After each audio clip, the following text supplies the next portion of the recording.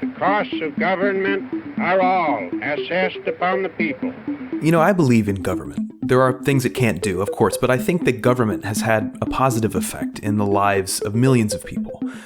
And yet, no matter where you fall on the political spectrum, it's hard to argue with those who criticize government for the way that it allocates and spends the money that it takes out of our paychecks. The US government is a vast bureaucracy prone to waste and redundant spending. And this is because it doesn't do what most of us would consider to be common sense. It doesn't make decisions based on evidence. By setting priorities and making sure tax dollars are spent wisely, America can be compassionate and responsible at the same time. Let me just give you an example of what I'm talking about. In 2005, George W. Bush signed the Deficit Reduction Act, and that bill set up a council to figure out how many federal programs were spending money on things that were actually working. The council found that, for example, the government was funding 105 STEM education initiatives, totaling $3 billion in 2006. Of those 105, only 10 had evaluations that were scientifically worth a damn, and of those 10, just 4 were found to be effective. 4 out of 105 for $3 billion. You can find ugly statistics like that all throughout the government.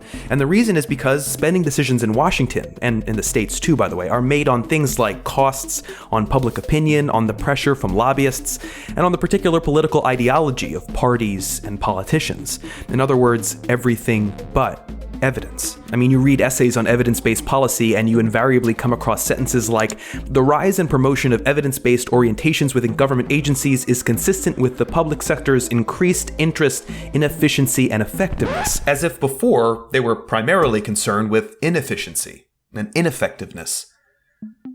Back to the video. Everything about life in our technocratic society is hyper efficient. I mean, Google just came out with a function for web searching within the messaging app because switching apps is, really unproductive. I think the feeling is that we're getting more efficient by orders of magnitude, while government is just taking a lot of time switching between apps. The result of that is frustration, and the result of frustration is one of the great sleazebags of our time. Why can't we use science and evidence to improve government? How would it even work? Well, applying evidence to social programs involves a few things, but the most important is something called randomized controlled trials. This means randomly selecting a large number of people, splitting them into 2 groups, where one group gets the benefits of the program in question while the other group, the control group, doesn't, and these groups are monitored over a long period. Taken from medicine, randomized controlled trials are the gold standard for determining how effective something really is. A government can apply this to policy by offering money only to the programs that do this kind of research, and by attaching the condition that scientifically rigorous evaluations must be kept up over time, or the money will disappear. Now, of course, if you're going to go down this road, you have to be willing to hear results that you might not like. One of the most rigorous studies ever in this field, for example, was the Head Start Impact Study, planned during the Clinton years, implemented during the Bush years, and reported just before Obama's re-election in 2012. The study found that Head Start, a program that aimed to help children in poverty, had, by the end of the 3rd grade, very few impacts in any of the 4 domains of cognitive, social, emotional health, and parenting practices. At a cost of $8 billion a year to the taxpayer, those were pretty shocking findings. Now, the question is, does poor spending mean that funding should be cut for poverty programs, or that we should scale back on STEM initiatives? I don't think so. In fact, I think we should increase spending on both, but the money should be given to stuff that works. I mean, that just makes sense. The question we ask today is not whether our government is too big or too small, but whether it works. Where the answer is yes, we intend to move forward.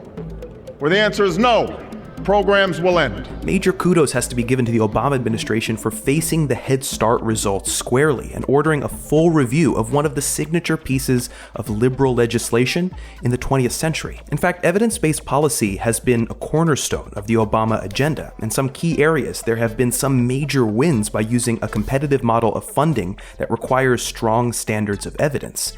Evidence-based policy doesn't work for everything, but that any administration managed to shoehorn science in among the other legislative pressures is a major accomplishment.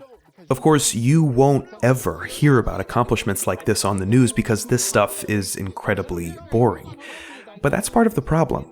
Under the sensationalism of the media and the squabbling of political parties, there is a deep, boring ocean of governance where tedious but crucial work is being done every day. I think it's part of our responsibility to wade into that ocean every once in a while and tune out the noise. If you do, who knows, maybe you'll find something in there that'll make you believe in government, too. Hey everybody, thanks for watching. I have to give a heartfelt thanks to everybody who supports this channel on Patreon by pledging $1 or $3 per video, because that allows me to put a lot of work into a video like this, with ideas that I think are important and fascinating, but not very clickbaity. So thank you for that freedom. I don't take it lightly, and I'll see you guys next Wednesday.